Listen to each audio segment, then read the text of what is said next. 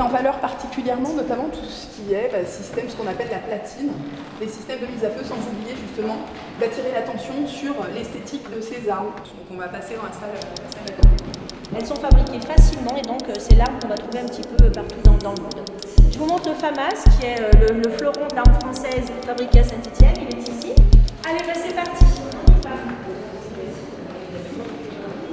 Alors nous voici dans la salle des métiers à tisser avec Mezzanine. Sur ces métiers, sachez juste qu'ils sont encore utilisés par des passementiers bénévoles qui viennent les faire fonctionner.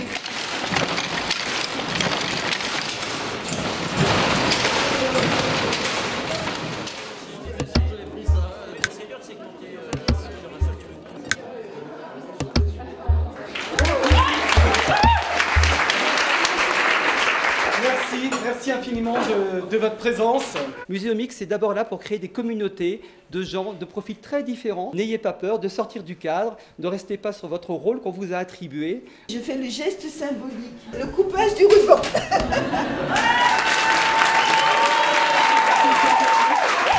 Celui qui a envie de pitcher va pitcher pendant 30 secondes et va donner envie aux autres de se rallier à son idée.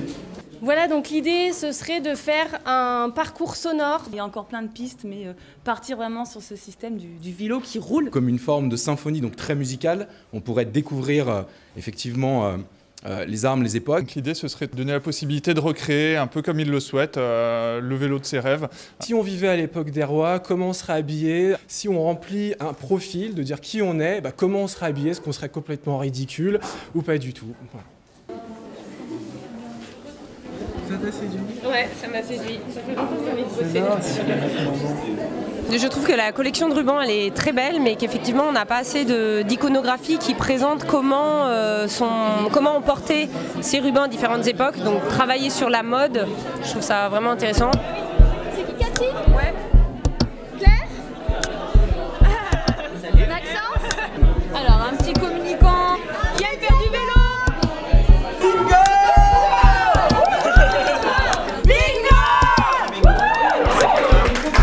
On y va, on est heureux, et heureuses elles sont.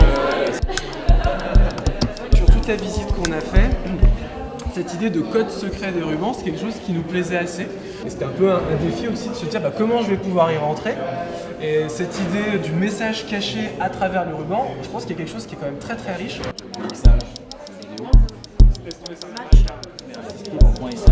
Qui lance les 3 lignes de commande quand vous allez taper en Linux. C'est ça. Le guichet des projets, c'est là où les équipes viennent pour interroger un peu des experts en codage informatique, mais aussi en électronique. Voilà, il y a des gens qui bidouillent de l'électronique de ce côté-là. Derrière, il y a la Tech Shop. La Tech Shop, c'est là où les équipes vont venir s'équiper en écran tactile, en Kinect, en vidéoprojecteur.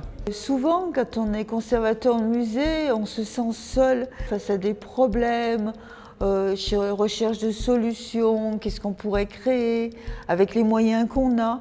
Et là, on se sent tout à coup toute une meute, on est tous ensemble. Et c'est ça qui m'a beaucoup émue, l'enthousiasme de faire quelque chose ensemble.